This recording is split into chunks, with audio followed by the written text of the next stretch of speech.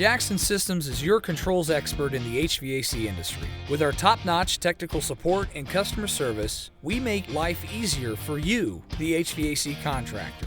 We offer free trainings on any products sold here at Jackson Systems, along with our Filter Fetch program, free thermostat imprinting, home and business automation with connected sensors, cameras, and even smart stats from Nest, Ecobee, Honeywell, White Rogers, Google, and more. Visit us at jacksonsystems.com to see the products that continue to win industry acclaim among contractors worldwide. Jackson Systems, controls done right.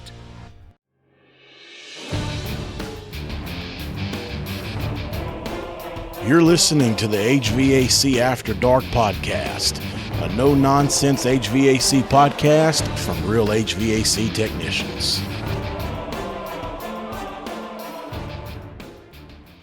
What's going on, everybody? Welcome back to the HVAC After Dark podcast. Guys, I got a good episode for you today. Today, I'm talking to a guy named Christopher Meals. Met Christopher through Facebook, as I've met, several good HVAC technicians. I wanted this episode to be about service vehicles, just different types of, service vehicles. From vans to utility bodies to KUVs, and everything in between. And Christopher stepped up in the Facebook group and offered to come on the podcast and said that he's bought a lot of vehicles lately. So you're going to hear us have a great conversation. Chris talks about several different vehicles, and I put in my 2 cents on some of the ones that I've had. And it was a great conversation. But guys, here in the opening, I want to talk to you guys about 2 topics, and then we're going to get into the conversation with Chris. The first thing is that it's so weird that this is the topic of this week's podcast, because yesterday I got into a wreck in my F-250 utility bed, service bed, whatever you want to call it, work truck. Now, basically what happened is I'm on what's called the Pineville Expressway here, which I'm coming from Pineville, Louisiana, to cross over the Red River back into Alexandria, Louisiana. Well, there's construction going on right now on the expressway. So this guy on this piece of machinery, I don't know what this particular piece of machinery is called that he was on. He was on the shoulder working the road, and we were moving pretty good. Well, I say pretty good. We were probably moving about 20 miles an hour or so, maybe a little more. If it, not much more than that. Well, he went to spin, and he kind of jumped out. Jumping out is a bad way to say it. When he turned his piece of machinery, part of his machine hit the road and came off the shoulder. Well, a particular individual in a Nissan Altima panicked, and she slammed on her brakes, and she caused a 4-car pileup. And I was the 4th vehicle. I was the last one at the end. So it was a chain reaction. She stopped, she got hit, then that one got hit, and then I hit the other one. So, but if you follow me on Facebook, if you're in the HVAC YouTube community or the HVAC After Dark group, you've seen the pictures. I'm fine. I wasn't injured. Nobody involved was injured. I got out and went and checked on everybody, and then the guy that I hit, he started checking on everybody. Nobody was mad. Nobody got a ticket from the cops. Nobody was really even claimed at fault. Because I asked the cops, said, well, who's going to get the at fault for this? I thought it was going to be me because I was the last one. So it looked like that which I did rear end the person, but it looks like that I caused the accident. And he's like, well, according, to everybody's story, your story matches with everybody else's. So we're not going to really claim anybody at fault, and nobody's getting a ticket. So that was a blessing. And, Nobody was hurt. The ambulance wasn't called. Nothing like that. Thank goodness. Now, as far as my truck goes, I don't know if it's going to be totaled or not. I don't think it will be, because it's worse than it looks in the picture on Facebook. Basically, it needs a radiator. It needs 2 fenders, a hood, a bumper, and a grill. And my airbags did deploy. So, but I don't think they're going to total my truck. I really don't. I could be wrong. This is the first wreck I've ever been in my life. First time I've ever been in an accident. And I really hope it's my last. So I don't know what's going to happen with the truck. I don't know if it's going to get totaled out or if it's going to be repaired. In a way, I honestly, I really don't want it to get totaled out, because the truck is almost paid for. And I love my truck. I really do. But I really hope that they don't total it out. But you'll hear in the conversation with Christopher that if they do total my truck out, you're going to hear what vehicle that I'm going to go with next, because I talk about that in the conversation with Christopher. So I'll save that for the conversation with him. But guys, I just want to give a quick reminder. I was wearing my seatbelt, and I want to remind you guys to please wear your seatbelt. Had I not had my seatbelt on, I may have gotten hurt. Everybody involved in the accident had their seatbelt on. And I really think that's why nobody was hurt. The airbag didn't touch me. So guys, wear your seatbelt. I used to be the kind of person that would never wear his. And, I started wearing it about a year ago on a regular basis. Guys, wear your seatbelt.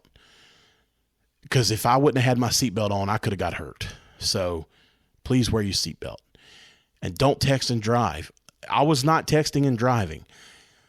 But texting and driving can easily cause something like this, or cause something worse.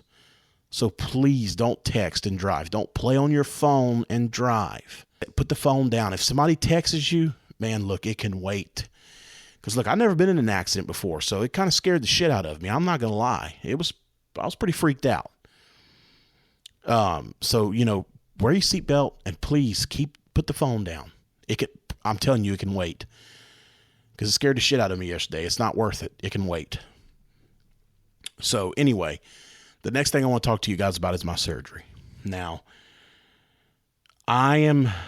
here's the thing. I did not get my passport. My wife just got hers in, but mine did not come in. So I started doing some investigating, started making some phone calls of why my wife got hers and why I did not get mine. Okay. You all know that my wife and I separated for a few months last year.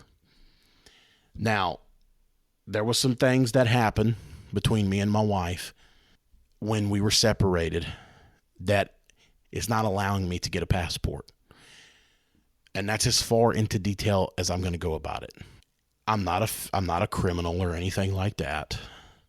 I didn't beat her or nothing like that. It has nothing to do with being in trouble or being a fugitive or having a criminal record. Nothing like that. It's personal. I'm taking care of it so that I can move forward. But that is the reason that I have not received my passport yet. I have a few things I have to clear up in order to get my passport. And that's all I'm going to say. It's personal. It's a little embarrassing, but it's not a criminal matter or anything like that. It just has to do with what went on with us. We're over it. We're doing very well together.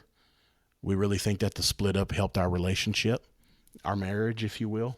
But to make a long story short and not to get too deep into it, because I did want to update you guys because so many great people donated for me to get this done. And I'm still going to get it done, but I've got some things that I have to clear up so that I can get my passport. But I wanted to let you guys know I didn't want to leave y'all hanging because, again, so many of you donated money. And to the ones that did donate money, again, I'm humbled. I'm overwhelmed, and I can't thank you enough, and I really do appreciate it. This is not something that I want to be talking about in the podcast, but I do owe you guys an explanation. And like I said, it's personal. So I'm sorry that that's the best that I can give you, but I can't go into any more detail than that. But I can tell you that I am doing what I have to do to clear it up so that I can get my passport. And again, I want to thank you guys very, very much. So with that being said, we are going to get into the interview with Christopher Mills, and we're talking service vehicles. And I also have more good news.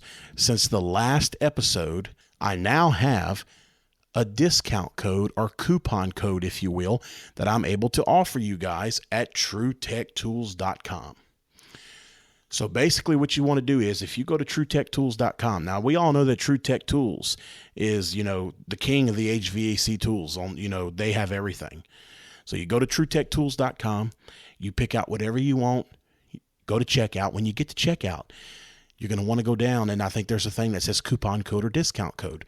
Well, if you enter the words After Dark, no spaces, no nothing, no capitals, just enter After Dark, you're going to save 8% off of your order. So at TrueTech Tools, use discount code After Dark for 8% off of your order.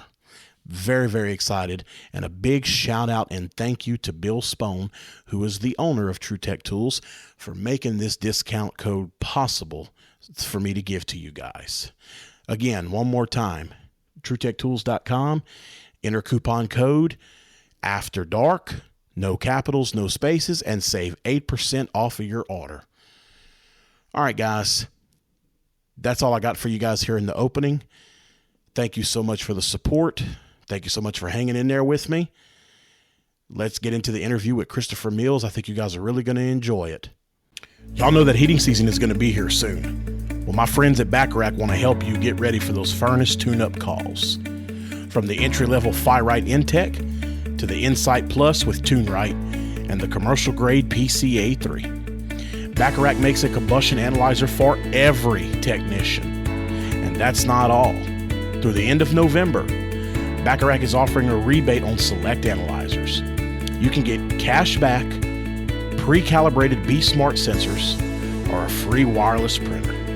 That's up to a $350 value. Don't wait. Get your rebate form today by going to www.mybacharach.com/offers and use the promo code Combustion350. That's promo code Combustion350. And let them know that John Israel sent you.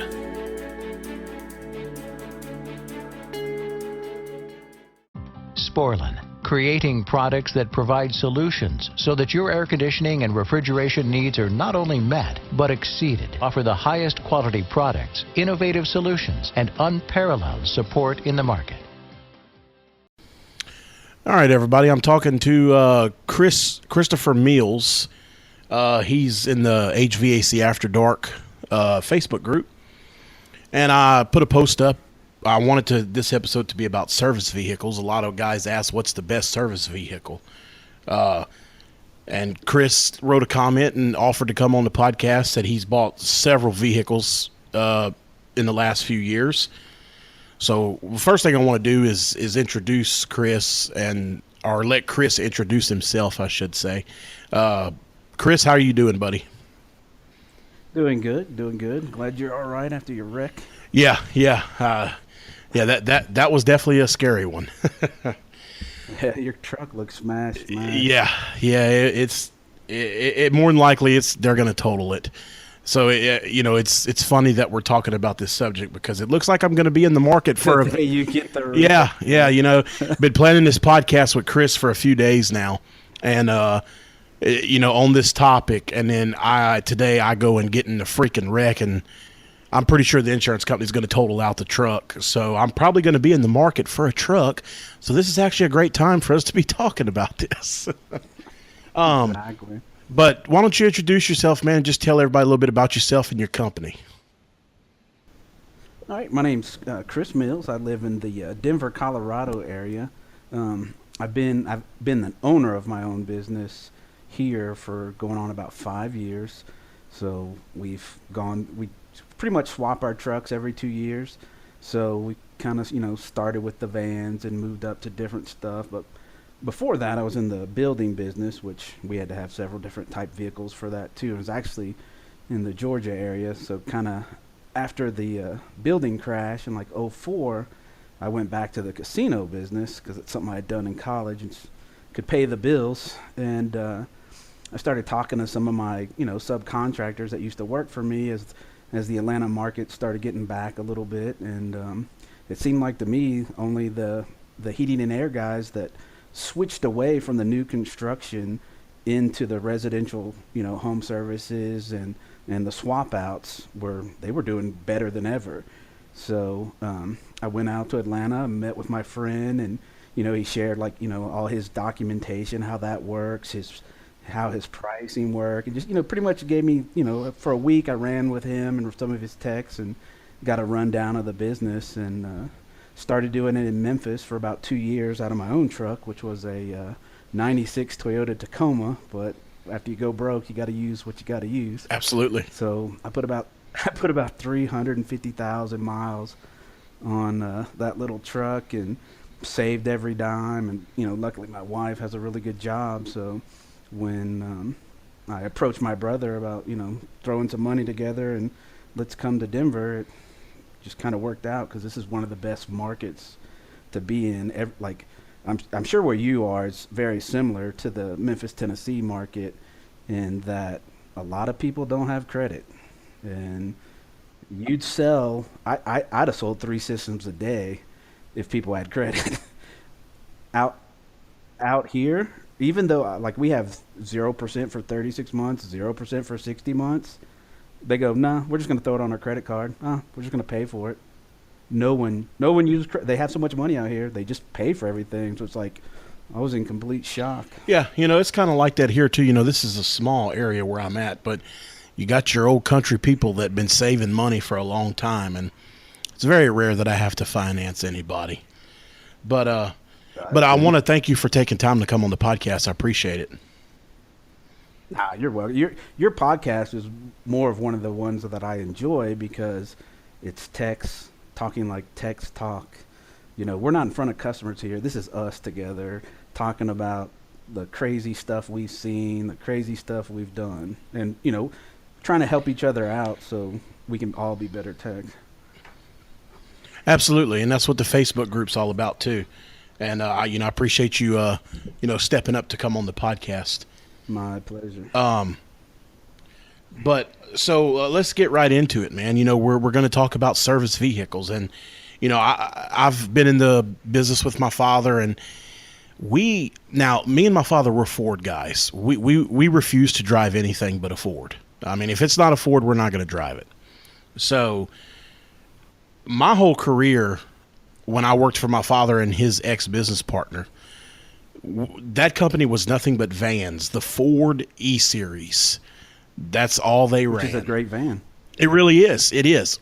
When we left there, I started off in a Dodge 1500 pickup truck that I bought from a nuts and bolts place called Fastenal. Do y'all have any of those there? I think there is a Fastenal here. Mastercraft is who I use. Okay. We have Fastenals here. And these guys, it's salesmen that drive the trucks. They just run deliveries in them. They didn't even have a towing package on them. They're not allowed to pull trailers. All they do is haul around boxes with stuff in it. The trucks were very, very well maintained, had low mileage. I bought that, had a towing package put on it. It was a single cab long wheelbase. And I put a ladder rack on it with the stand-up boxes on the side of the truck. And that's what I started out in. And then my father bought a van, and I started running out of room in the Dodge because those toolboxes, you can only get so much in them. And he let me take his van. So I started using his van again, which was another E250, great van. Everybody else, all the other heating and air companies around here always ran the service body bed, and I had never owned one or had one, and I wanted one so bad. So I finally bought one. And when I bought that service body bed, I don't think I could ever go back to a van ever again because of the noise. And the noise was horrible in those Fords. I mean, don't get me wrong, it was a great vehicle, but the beating and the banging, and if you turned too sharp, stuff would fall off the shelf. And the noise was the main thing for me. When you leave a van and you go into a utility body, service body, whatever you want to call it, and the cab is separated, that's a big difference. And then with a service bed, you don't have to climb in the van. You just open up the doors and everything's right there. So my personal favorite is a service bed right now. But like we said earlier, today I wrecked my truck.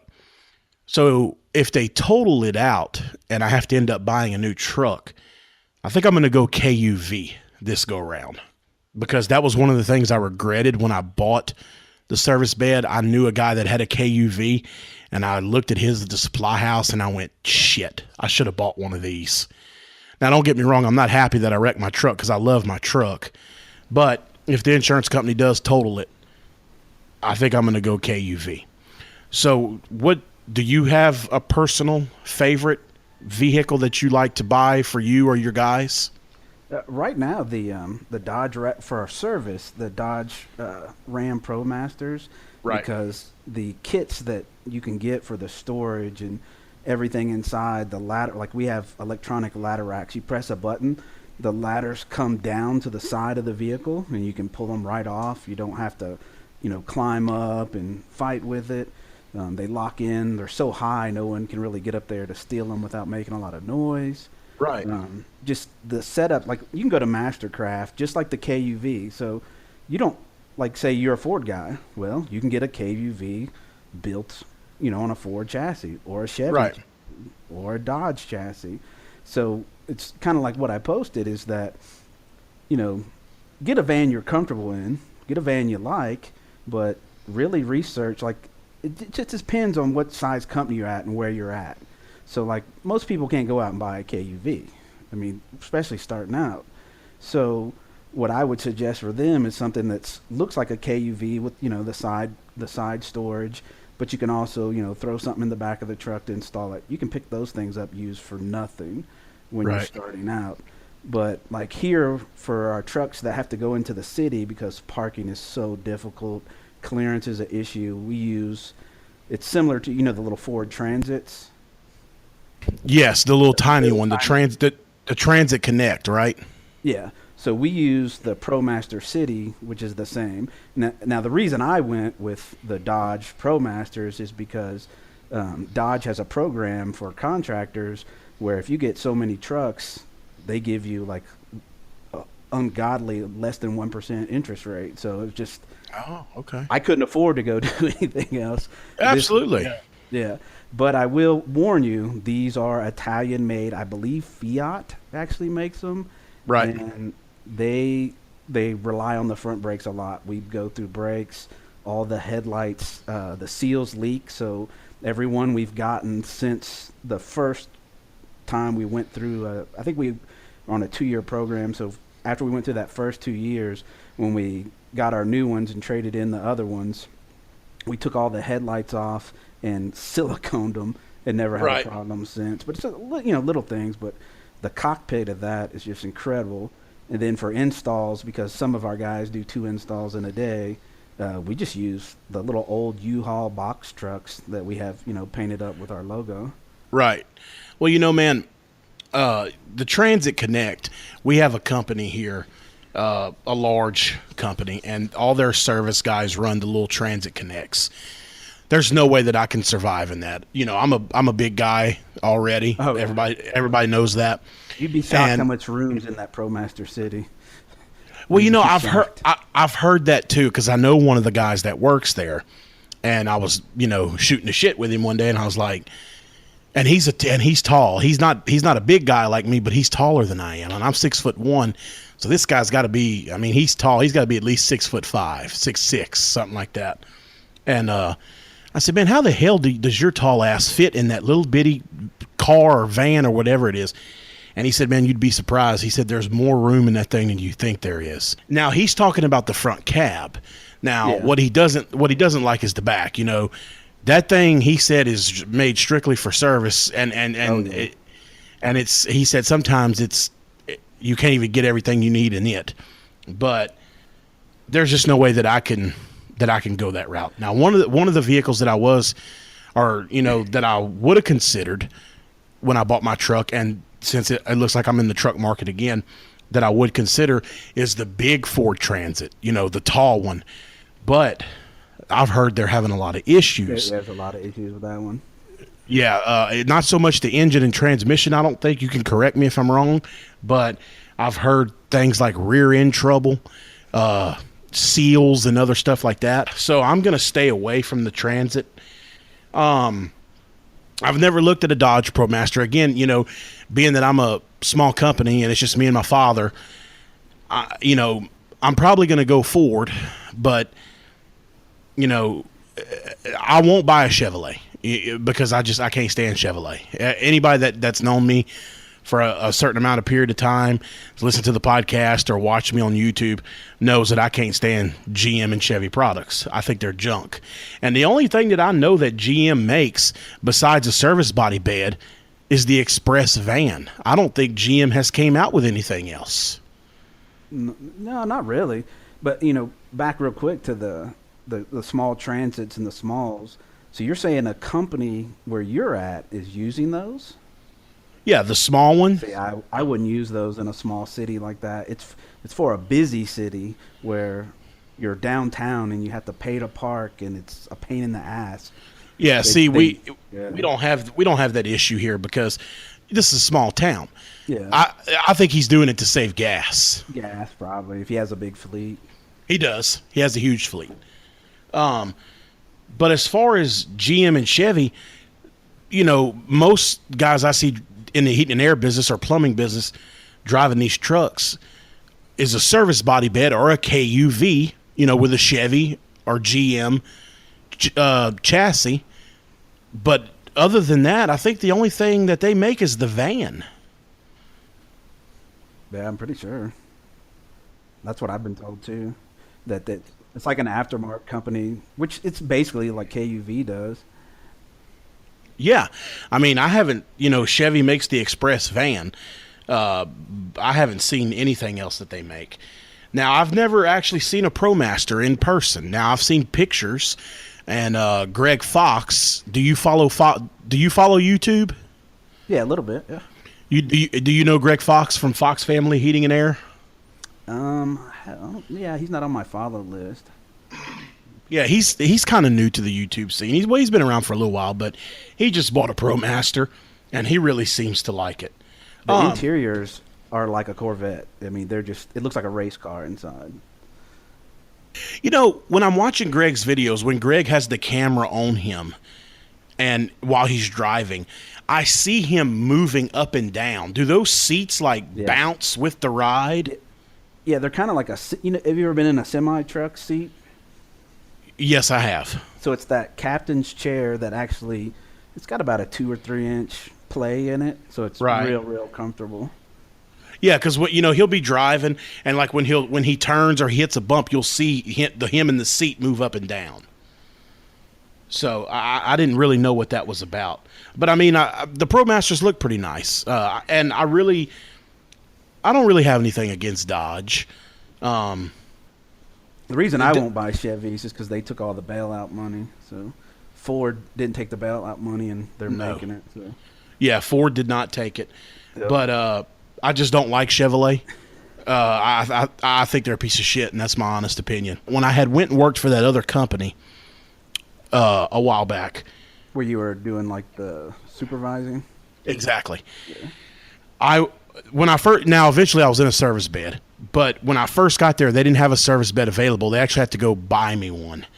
So before they did, they put me in one of those Nissan NVs. Loud. They are loud. Yes, but they're comfortable. I thought it was powerful. Absolutely. Well, take off. his weren't. He had V6s in his. Mine are V6. Or mine V8s. They might be V8s. Is it the 2500 you have or the 15? They're the 2500s. Yeah, you got the V8. I'm down to one of them. A guy that left came back and bought one, but I mean it's like 300 something horsepower in that thing. Yeah, if you have a 2500, it's going to be the V8. He was running the 1500s with the V6, but it was very comfortable. But again, you're back in a van, and for me, I just don't like a van. But how's the reliability been on the Nissan NV? The only thing we've had, that Nissan's probably got 80,000 on it. It's one of the first trucks we got, and I had to swap out the pump for the windshield wiper fluid. Right.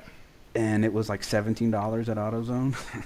Oh yeah, well, that's really about. I haven't even done the brakes in that one yet at 80,000, and that's the biggest issue I have with the Dodge ProMasters is the I guess it's just too much stopping power in the front. With the front brakes, every 25,000 you're swapping them. Wow, that's crazy. Man, I just believe that Ford, when it comes to work, whether you're going to be, carrying a heavy payload in a bed or a van or towing, a trailer, it's hard to beat Ford for engine power and for the stiffness and toughness of a truck. Their brakes are big, they last, and I don't have any trouble with Ford. So that's why I'm such a huge fan of them. So do you not have any KUVs or any service bed trucks for your company? No, to me the KUV is for like almost like a mom and pop type thing, because it needs to be a service van. It needs to be an install van all in one. Right. Where I have two install crews. So normally they're doing one a day, but like right now we start getting cold, they're going to be doing two a day. So I have to have a big cargo van. We made all our own shelves for that, so they could have everything they need on that van. Where, I mean, you got to be really creative, and that's where I think that the company you go with and the packages they have for racks, especially a guy just starting out, you want to save. Don't just buy some van with no racks. Buy a good used van. I wouldn't go over 60,000 miles, and just use money instead of buying a new van. Use that extra money and go to, like, what did you say you guys have for the Fastenal. Fastenal. Yeah, we have those here too. We use Mastercraft, but they'll have packages for your vans and books when you go into these places, and just look at it. And they have, the way the shelves lock when you push them in. It's like we were talking about earlier, is like your stuff goes flying out. It doesn't happen if you get that right. To me, that's the most important. And when you're going to be getting in and out of that truck every day, and that's why I don't like the cargo vanny type things, because you're having to step in there and then stay bent over. Then you go get in a crawl space and stay bent over. It can wear you out. Every little piece you can save headache on is worth it. I agree with you, Chris. That was my pet peeve with the E-Series van. Every time I had to get in there to go get a part, you got to bend over and you got to crouch over, and I just got sick of it. And I've become so spoiled to a service bed where you just everything's right there. You don't have to climb or crawl. Especially where you're at too. Like, you don't have basements. There's no basements in Louisiana. Sorry, you're in hot ass attics. Let me tell you how many attics. So I do about 250 to 300 installs a year. I see 3 to 4 attics a year. That's it. And my guys swear, and there's no humidity here. I can sit in that attic all day, but these guys aren't used to it. And I'm like, I've actually sent them to your YouTube channel, and I go watch what this guy has to do. You're in way better shape than him. You're younger than him, and he's in these all day and outside, and they eat. And I'm telling, I don't want to hear it. Go there and work, Because guess what? In Memphis and anywhere in Louisiana, they pay installers about $10-12 an hour starting off. Right. In Denver, you start at $20-25. Oh my God. Yeah, Well, it's and expensive to live here. Right. But your guys just don't know how good they got it. I mean, and I don't mean that in a bad way. I'm not trying to be a dick. But like you said, the attics here, man, are horrible. Anybody that's done air conditioning from Arkansas, Mississippi, Tennessee, Georgia, Florida, Texas is probably the worst. But I personally think New Orleans is the worst humidity heat I've ever been in. I think us in Texas are pretty much the same. But let me explain you my first experience getting to New Orleans. So I got to Harrah's before we opened it up. And, they had us in offices figuring out what we're going to do. So we decided to go to the zoo, like the second day I'm there because there's nothing to do. Right. We go to the zoo. It's like 11 o'clock. Not one single animals from the jungle will come outside. We walk around for an hour. We go try and get food. They don't even have the food ready, and they've been open for 2 hours. We're like, whatever. So we went back and complained, got our money back. Like, you don't have any animals. We're out of here. Right. That's how hot it is. Lions, tigers, and elephants won't go outside in New Orleans. Yeah. But, man, and that's the thing is that when you're hot like that and, the only... And then you got to get in a cramped van. Exactly. Yeah. The only time a HVAC man gets a break, besides, when he goes home, during the day, is the time that he spends in his truck.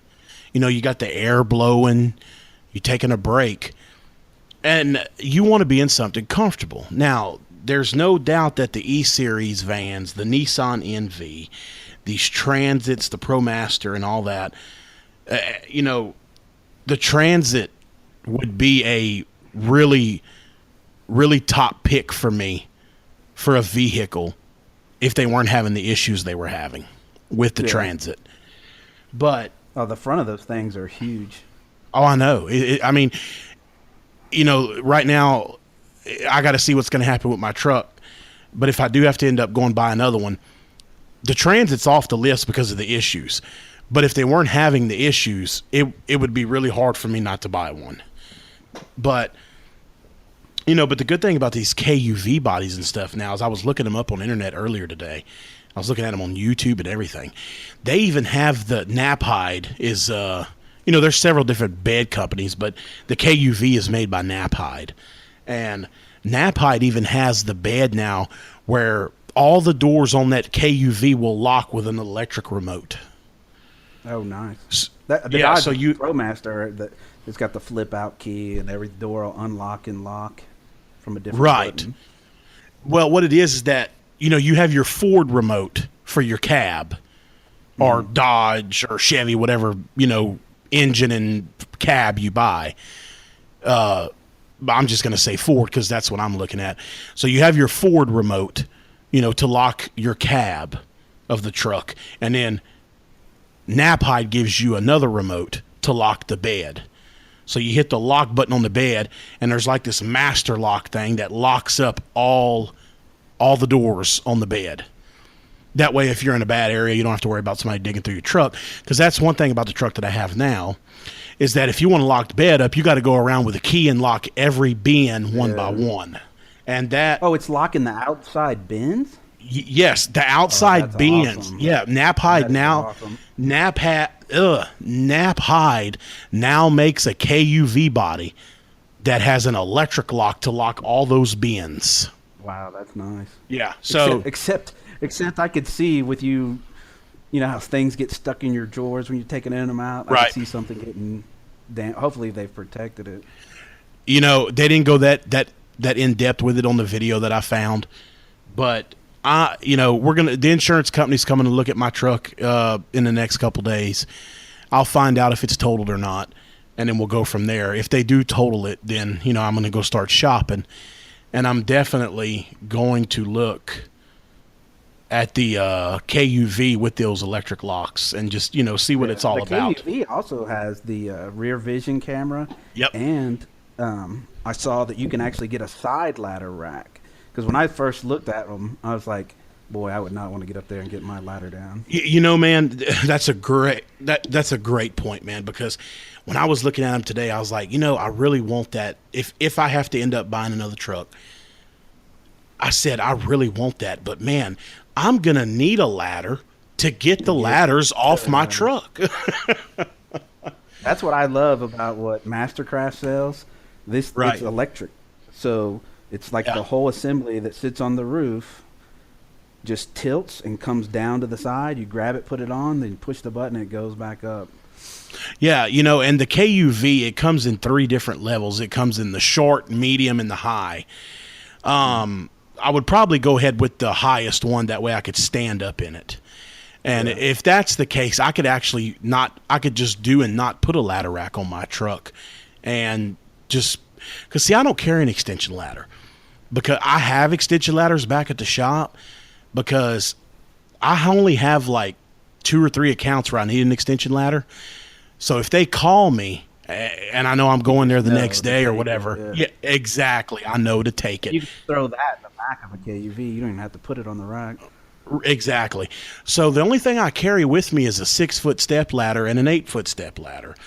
I could put those inside the KUV all the way up against the cab, you know, and not even need a ladder rack. So I have different options to look at, you know, if that's what it is. I mean, I don't even know. I'm speaking because I have to find out if they're going to repair my truck or what the deal's going to be. So I don't know yet. You definitely need a new radiator. For sure. For sure. Did you put it on your Facebook page? I didn't, but I'm going to. By the time this airs, it probably will be on there. People will see it, so they'll know what I'm talking about. Exactly. So, yeah, definitely need a radiator. But, you know, we'll see what happens. I mean, I'm not really wishing for one way or the other. In a way, I kind of hope it can be fixed because the truck's almost paid for. So I'd really like to keep it and not have to go buy another one because the truck is just about paid for. So in a way, I hope they do fix it. But, you know, that's not my decision. It is what it is. But it's, you know, it's really good to talk to somebody that has these vehicles. And, you know, because like, I don't know, you know, I've only been in, the only thing I've drove besides a service bed in a E-Series is the Nissan NV. All these other vehicles we've never talked about. So loud. Yeah. Yeah, the NV is one of the loudest trucks I've ever been in. It's just not, those little Chevys are quieter than it. Right. A buddy of mine, he is a line repairman in New York, and that's all they use is the KUVs.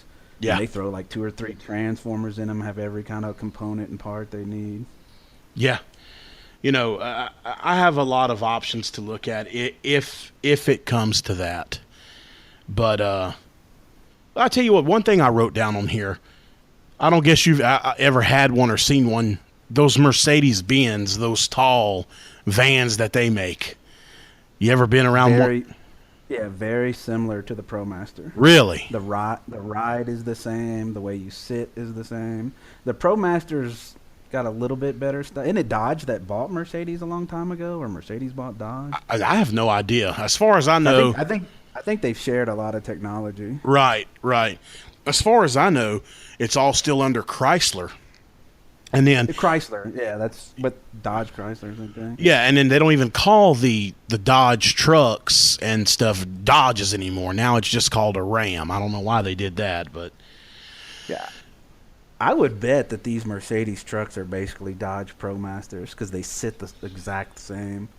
Everything looks the same. Right. You know, they actually make a food truck, that Mercedes. There's a bunch of food trucks here downtown that, like, the whole side of the van peels back, and then you have a food truck inside. Yeah, I did not know that.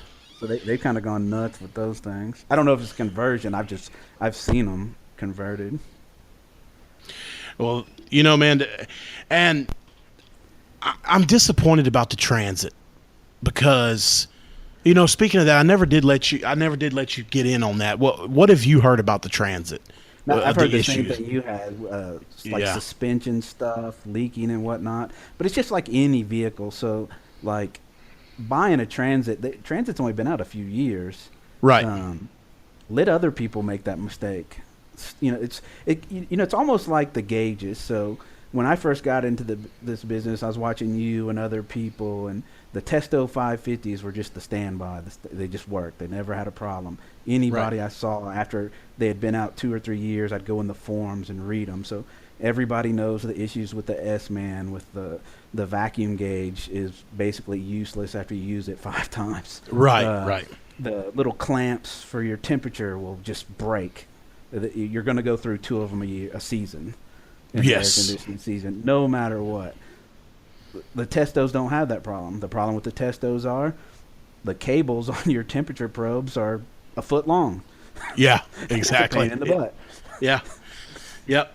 Man, But it's just like that. Don't buy the latest, greatest technology. Even though like people on YouTube, they test products out for a little while. You want something that's had a few years under it. Absolutely. I know Ford. Ford's a good company.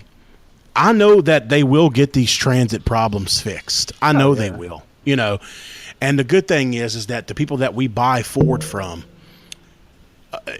our salesman, we've been knowing him for years. We do his work.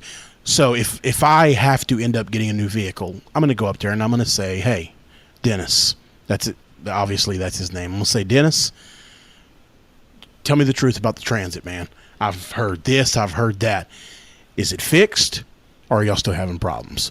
And he'll tell me the truth because we're friends and I do his work. He's not going to lie to me because he knows that I'm going to buy something with him. Whether it be a transit. Exactly. He knows that I'm going to buy a vehicle with him. And so he's not going to lie to me about it. He's going to tell me the truth because he knows that, well, even if I tell him the transit is still having problems, he'll buy something else with me because he knows that I love Ford and he knows that I like him and he treats me good. So I'll see what he has to say. If he comes back and tells me that the transits have, they got the bugs out of them and everything's been good, I'm going to take his word on that because he's always done me right, and I may look into a transit. But with my love for this, make sure you don't buy a 15 to 17 because there's safety recalls on 400,000 from 2015 to 2017. Oh, I did not know that. Okay, well, I'm glad you told me that. It's on CNBC's site. I just Googled it real fast. So it's saying the safety recall will impact approximately 400,000 2015 to 17 Ford Transit van or bus vehicles. They're using these things for buses? What? Yeah. Well, man, that's one of the things I was going to say about the Transit too. FedEx is using them. I mean, that gives you hundreds of thousands of miles of testing. Exactly. That's around here. FedEx doesn't drive the big box trucks like UPS does anymore. FedEx is driving nothing but Transits over here. Yeah. So I don't know, man. Like I said, with my love for the service bed, and then once I ran into a heating and air buddy of mine here and I saw the KUV and I started poking around in it, he let me look at it. I was like, damn, I should have bought one of those. It's going to be really, really hard to get me away from a KUV. Don't. If it does go to that route, the only thing that I'm going to have a hard time deciding between is to get an E-Series cab or the F-Series cab. I don't know which way I'm going to go there. I would just see, because you're going to be in and out of that vehicle in the heat. See like the Transit, you fall out of that thing. That's one of the best.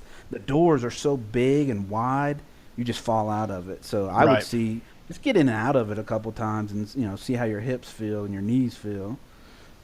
Right. That's what I love about my little ProMaster Cities, man. It's so comfortable.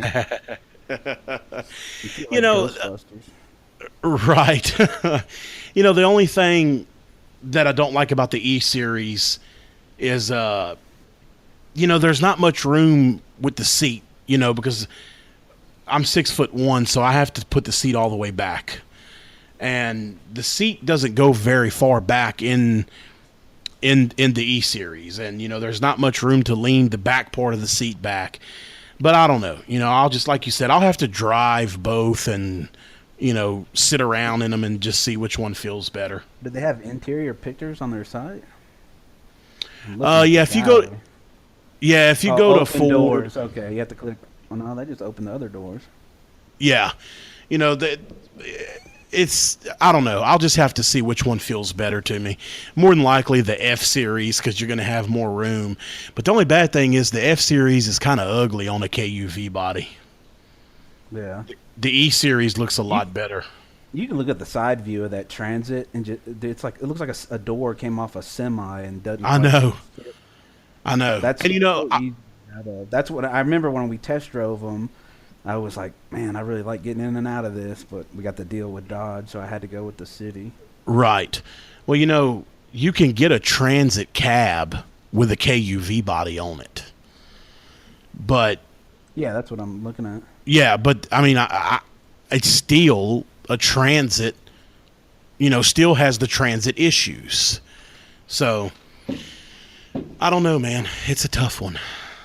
Yeah, it all depends on the warranty too. I tell you what, that thing looks like something Homeland Security would use in black.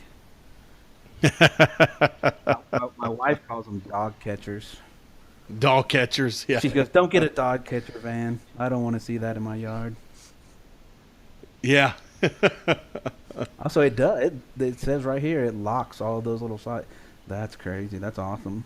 Yeah, it is. I thought it was pretty cool too. Yeah, we'll see what happens though, man. But I want to thank Christopher for taking time to come in. And guys, I hope you enjoyed the podcast. I hope if you're in the market for a vehicle and you listen to this episode, I hope it helped you out, and I hope it helped you make a decision, or helped you with your decision on what vehicles to go look at, or at least maybe helped you narrow down a couple of them. That was the goal of this podcast. Chris gave a lot of great information on different ones, and I put in my thoughts, so that's all we can do. Chris, I thank you for taking time out of your night. I appreciate you taking time out of your night to join me. You're welcome. All right, guys, thank y'all for listening to the podcast, and we will talk to you guys on the next one. Meet Zoomlock, the 10-second flame-free refrigerant fitting from Parker. Reduce labor costs by 60% with no brazing, no flame, and no fire spotter. Discover how Zoomlock can help you be more efficient and productive. Visit Zoomlock.com for more information.